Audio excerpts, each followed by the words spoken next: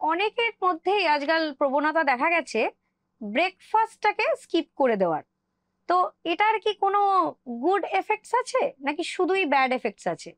তো breakfast skip করাটা কোনো ভালো পদ্ধতি নয়।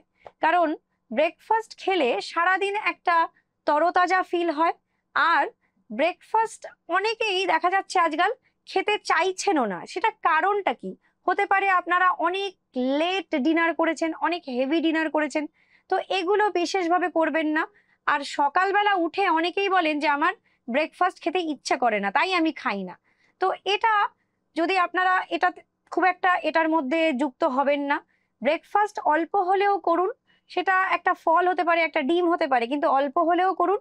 আর যদি সকালবেলা উঠেই না অখিদে হয়, তাহলে অবশ্যই ওয়ার্ম লেমন ওয়াটার খেতে পারেন, যেটার মধ্যে একটু আদা কুচি, একটু জিরে, গোটা জিরে দিয়ে দিতে পারেন। আবার মেথি মৌরির জল বা একটু যদি জোয়ানের জল খেতে পারেন, সেটাও কিন্তু দেখা যায় আপনাদের খাওয়ার ইচ্ছেটাকে বাড়িয়ে দিচ্ছে। তো ব্রেকফাস্ট স্কিপ করাটা কোনো ভালো উপায় নয়, কারণ দিনের শেষে গিয়ে অনেকটা ক্রেভিং বাড়িয়ে দেয়, যেটা আলটিমেটলি কিন্তু উল্টো পাল্টা খাওয়া হয়ে যায়। সেটা অনেকটাই আপনাদের শরীরের জন্য অস্বাস্থ্যকর। তো সেই জন্য অল্প হলেও ব্রেকফাস্ট করুন, কিন্তু ব্রেকফাস্টকে স্কিপ করবেন না। ভালো থাকবেন, সুস্থ থাকবেন।